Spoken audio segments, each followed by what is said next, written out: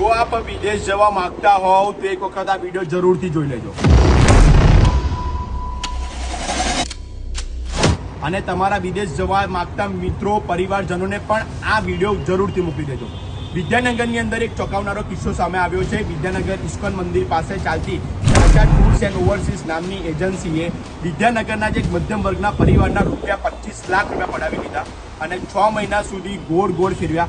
આ જે પૈસા પડાવ્યા તે યુકે વર્ક પરમિટના બહાને પડાવ્યા અને મહત્વનું અંદર એ રહ્યું કે જે એજન્સી હતી, જે કન્સલ્ટન્સી હતી, એ કન્સલ્ટન્સીના એજન્ટો દ્વારા આના ડુપ્લિકેટ માર્કશીટ બનાવવામાં આવી, કે ડુપ્લિકેટ એના ડોક્યુમેન્ટ્સ બનાવવામાં આવ્યા અને એ ડોક્યુમેન્ટના આધારે તેઓએ યુકેની અંદર ફાઇલ મૂકી અને યુકેની ફાઇલ રિજેક્ટ થઈ અને એ રિજેક્ટ થયા બાદ તેની અંદર યુકે એમ્બેસી દ્વારા જે ફાઇલ કરનાર હતા તેની પર 10 વર્ષનો બેન મૂકી દીધો। એટલે આ એક કિસ્સો એક બહુ ચોંકાવનારો છે અને રૂપિયા 25 લાખ પડાવી લીધા। 6 મહિના સુધી ગોળ ગોળ ફેર્યા બાદ પણ પૈસા ન આપતા મામલો છેલ્લે વિદ્યાનગર પોલીસ સ્ટેશને પહોંચ્યો અને વિદ્યાનગર પોલીસ સ્ટેશનની અંદર આ મામલે ફરિયાદ નોંધાઈ। હું દ્રશ્ય બતાવીશ। આ એ જ દ્રશ્યો છે, આ એ જ કન્સલ્ટન્સી છે કે જેણે મધ્યમ વર્ગના પરિવારના રૂપિયા 25 લાખ પડાવી લીધા છે। આપ જે દ્રશ્ય જુઓ છો ને એ આ દ્રશ્યો છે ઇસ્કોન મંદિર પાસે આવેલી ચાચા ટૂર્સ એન્ડ ઓવરસીઝના છે કે જેણે 25 લાખ રૂપિયાની છેતરપિંડી કરી છે। ડુપ્લિકેટ ડોક્યુમેન્ટ આધારે યુકે વર્ક પરમિટની ફાઇલ મૂકી અને ત્યાં આગળ રિજેક્શન આવ્યું ને 25 લાખ રૂપિયા છે પડાવી લીધા છે। હવે તેના આરોપીની વાત કરીએ કે જે એફઆઈઆરમાં નામ છે, પોલીસે જેના ફરિયાદની અંદર નામ લખ્યા છે એ કોણ છે તો એનો આ મુખ્ય સૂત્રધાર કેવિન રાઠોડ।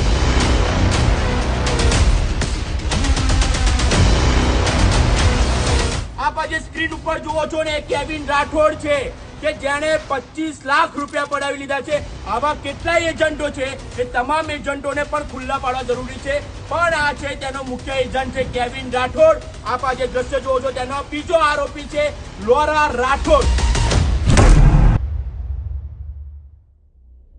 આપ આજે દ્રશ્ય જુઓ છો લોરા રાઠોડ અત્યારે પોલીસના સકંજામાં છે અને લોરા રાઠોડની અત્યારે પોલીસ દ્વારા સઘન પૂછપરછ આ મામલે હાથ ધરાઈ છે। ત્યાર પછી છે આ દિવાની પટેલ કે જે પણ એનું પણ પોલીસની ફરિયાદની અંદર નામ ઉલ્લેખ છે। આ દિવાની પટેલ આપ આજે સ્ક્રીન ઉપર જોઈ રહ્યા છો, આ 3 મહારથી, એ 3 મહારથી કોઈ નહીં પરંતુ 25 લાખ રૂપિયાની છેતરપિંડી કરનાર આ 3 આરોપી છે। વાત આવે ચોથા આરોપી પણ એક આની અંદર સંડોવાયેલો છે, તેઓનો જે એક પાર્ટનર છે। એટલે 4 જેટલા આરોપીએ ભેગા થઈને આ સમગ્ર મામલાની છેતરપિંડી કરી છે, પરંતુ આ લાલ બત્તી સમાન એટલા માટે કહીએ છીએ અને આ સ્ક્રીન ઉપર દ્રશ્યો એટલા માટે બતાવીએ છીએ કે આ કોઈ રકમ નાની મોટી નથી।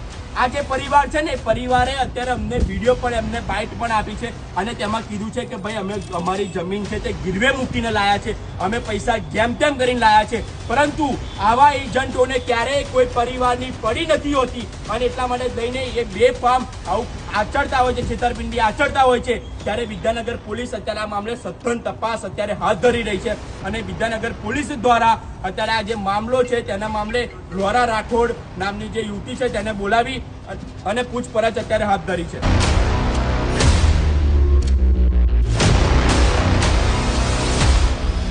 કહેવાય છે કે હજી પણ આ લોકોના જ આ 4 આરોપીઓના જ કેટલાય એવા કિસ્સા છે કે 2 કે 3 જેટલા કિસ્સાઓ છે કે જેની પર પણ પોલીસ ફરિયાદ થઈ શકે છે। આવું અમને સૂત્રો દ્વારા પણ જાણવા મળી રહ્યું છે અને હજી વધારે ક્યાંક કૌભાંડ છે તે બહાર નીકળી શકે છે। સાહેબ, વાત આજે ડુપ્લિકેટ માર્કશીટનો યુઝ કરી, ડુપ્લિકેટ ડોક્યુમેન્ટનો યુઝ કરી અને તેના ભવિષ્ય સાથે ચેડા શા માટે કરો છો? કોકના ભવિષ્ય સાથે ચેડા શા માટે કરો છો? અને અમે તો ફાઇલ મૂકનારને પણ કહીએ છીએ કે જો તમે આવી ફાઇલ મૂકતા હોય તો ખાસ કરીને તમારો એજન્ટ તમારા કોઈ પણ ડોક્યુમેન્ટ અંદર ડુપ્લિકેટ વાપરે છે કે નહીં એની પણ તકેદારી તમારે રાખવાની છે, કારણ કે તમને તમારા ભવિષ્યની અંદર ખૂબ જ મોટું નુકસાન થઈ શકે છે અને આવનારા દિવસોની અંદર તમારી પણ ફરિયાદ થઈ શકે છે, કારણ કે ડુપ્લિકેટ ડોક્યુમેન્ટ છે તમારા નામના થયા હશે તો તમારી પણ પોલીસ ફરિયાદ થઈ શકે છે। એટલે અમે પણ હવે લોકોને પણ આ સેવચીતી કરીએ છીએ કે આવા એજન્ટોથી દૂર રહો, લેભાગુ એજન્ટોથી દૂર રહો અને અમારી પણ અર્બન ગુજરાતની પણ આ બાબતે સતત એક તપાસ ચાલુ જ છે। અમે પણ આવી કેટલીક કન્સલ્ટન્સીઓ પર અત્યારે તપાસ કરી રહ્યા છે અને કેટલાક એવા પુરાવા પણ અમારી પાસે એકત્ર થયા છે કે જે પણ હજી પણ આવનારા દિવસોની અંદર પાકા પુરાવા સાથે અમારે આવશે તો અમે પણ એવા કેટલાય એજન્ટો છે કે જેને અમે આ અર્બન ગુજરાતના મારફતે અમે ખુલ્લા પાડીશું અને અમે પરિવારને પણ કહીએ છીએ કે જો તમારી પાસે પણ આવો બનાવ બન્યો હોય તો તમે અવશ્ય પોલીસ સ્ટેશને જાઓ. તમે ગભરાશો નહીં, પોલીસ તમારી 100% મદદ કરશે અને પોલીસ તમારી આ બાબતને લઈને મદદ કરવા માટે તૈયાર જ છે. કારણ કે છેતરપિંડીના વિઝા ટૂર્સ એન્ડ ટ્રાવેલ્સની છેતરપિંડીના ગુના કેટલા પણ બનતા હોય છે અને લોકો ક્યાંક પોલીસની ક્યાં કે મારે પોલીસને ધક્કા ખાવા પડે એટલે અમે નથી જતા. નથી એવું, પોલીસ તમને ધક્કા નહીં ખવડાવે, પોલીસ તમારી 100% મદદ કરશે. એટલા માટે જ અમે કહીએ છીએ કે પોલીસ સ્ટેશને જાઓ, અમને પણ જાણ કરો કે જેથી કરીને અમે પણ આવા લોકોને ખુલ્લા પાડી શકીએ. એટલે આવનારા દિવસોની અંદર આ જ બાબત ઉપર અર્બન ગુજરાત સતત અપડેટ આપતું રહેશે. કેમેરામેન નકીબ સાથે હું છું મનન નીગુ, અર્બન ગુજરાત.